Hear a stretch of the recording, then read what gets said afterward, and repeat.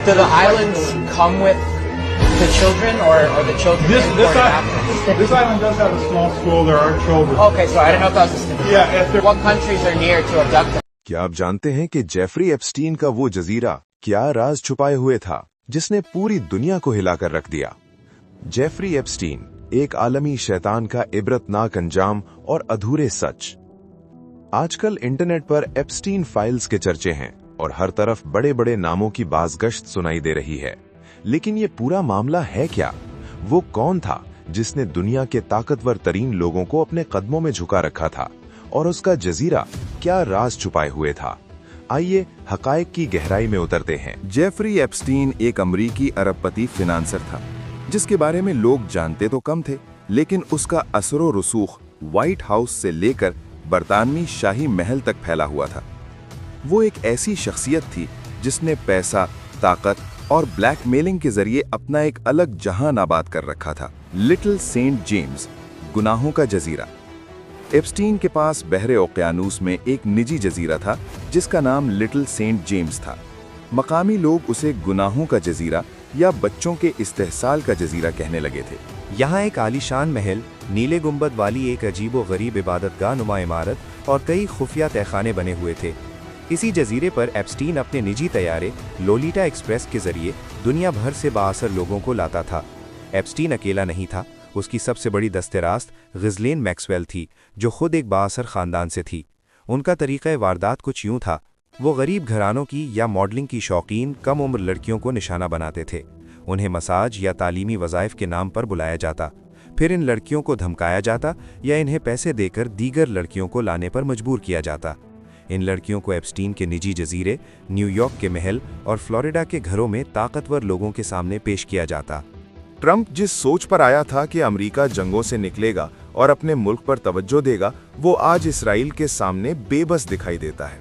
यही हाल शायद बाकी ताकतवर लोगों का भी है। ये साबित नहीं हुआ, अमेरिका और यूरोप में बड़े बड़े ओहदों पर बैठे लोग भी इसराइल के दबाव में लगते हैं।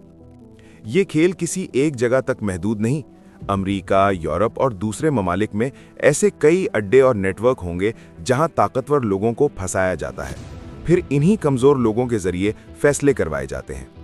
हमारे यहाँ भी आम तासुर यही है कि बड़े ओहदों पर बैठे लोग मगरबी ताकतों और उनके ताकतवर अरब इत्तेहादियों की हिमायत से ऊपर पहुँचते हैं। अगर बड़ी ताकतें खुद कंट्रोल में हों तो छोटी हुकूमतों पर असर डालना किस कदर आसान होगा।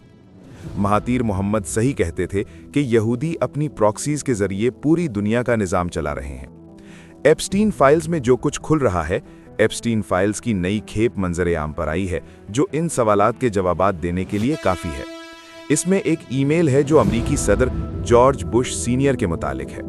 ये साबित नहीं हुआ।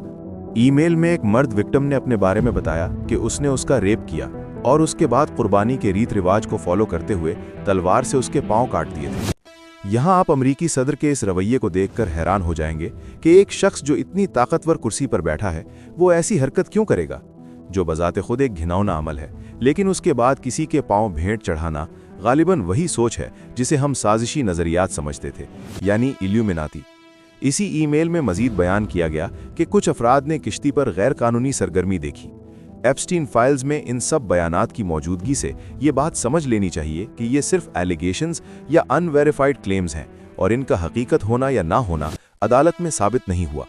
आपको क्या लगता है, अमेरिका जैसे मुल्क में असरो रसूख हासिल करके पूरे आलमी निज़ाम को कंट्रोल कर लिया गया है? इससे तो यही लगता है कि दुनिया के अहम फैसले ऐसे बदकिरदार और कमज़ोर लोगों के जरिए करवाए जा रहे हैं जिन्हें खुद हुकूमत दिलवाई गई है और उन पर आसानी से दबाव डाला जा सकता है। आपको क्या लगता है, अमेरिका जैसे मुल्क में असरो रसूख हासिल करके पूरे आलमी निज़ाम को कंट्रोल कर लिया गया है?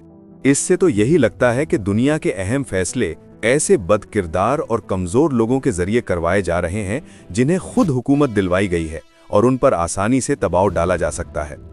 अमेरिका जैसे मुल्क में असरो रसूख हासिल करके पूरे आलमी निज़ाम को कंट्रोल कर लिया गया है। जिन्होंने सबसे पहले FBI को इस नेटवर्क की इत्तला देने की कोशिश की थी। इन लड़कियों के इंटरव्यूज में एक बात मुश्तरक थी, एप्स्टीन के पास हर ताकतवर शख्स की खुफिया वीडियोस थीं जिन्हें वो ब्लैकमेलिंग के लिए इस्तेमाल करता था। डार्क साइकोलॉजी का इस्तेमाल। एप्स्टीन लोगों की नफ्सियाती कमजोरियों को भांपकर उन्हें अपने काबू में करता था और फिर उन्हें ऐसे कामों पर मजबूर करता जहां से वापसी का रास्ता नहीं होता था। हालिया फाइल्स और सियासी अफवाहें। जनवरी 2024 से जो फाइल्स पब्लिक होना शुरू हुई, उनमें bill Clinton, Donald Trump, Prince Andrew और स्टीफन हॉकिंग जैसे नामों का जिक्र मुख्तलिफ हवालों से आया। ये साबित नहीं हुआ। जहां तक बर्रे सगीर के लीडरों जैसे मोदी या इमरान खान का हालिया वायरल होने वाला जिक्र है, तो याद रहे कि अभी तक किसी भी ऑफिशियल अदालती दस्तावेज में उनका नाम बतौर मुल्जिम या मुलाकाती साबित नहीं हुआ है। सोशल मीडिया पर गर्दिश करने वाली ऐसी खबरें अक्सर सियासी प्रोपेगेंडे का हिस्सा होती हैं, जिनका मकसद सनसनी फैलाना होता है। ये साबित नहीं हुआ। 2019 में जब दोबारा गिरफ्तारी हुई तो एप्स्टीन ने मुबैना तौर पर खुदकुशी कर ली, लेकिन उसकी मौत आज भी एक मुअम्मा है। बहुत से लोग मानते हैं कि उसे खामोश करवा दिया गया ताकि बड़े नाम बेनकाब न हों। उसकी साथी गिज़लीन मैक्सवेल इस वक्त 20 साल की कैद काट रही है। एप्स्टीन का किस्सा सिर्फ एक शख्स का किस्सा नहीं, बल्कि ये इस गंदे निज़ाम की झलक है जहां पैसा और ताकत मासूमियत का सौदा करते हैं। जो कुछ जेफरी एप्स्टीन फाइल्स में सामने आ रहा है, उससे साफ लगता है कि हनी ट्रैप जैसे तरीकों से दुनिया की बड़ी शख्सियात को काबू में रखा जाता है और उनसे मर्जी के काम करवाए जाते हैं।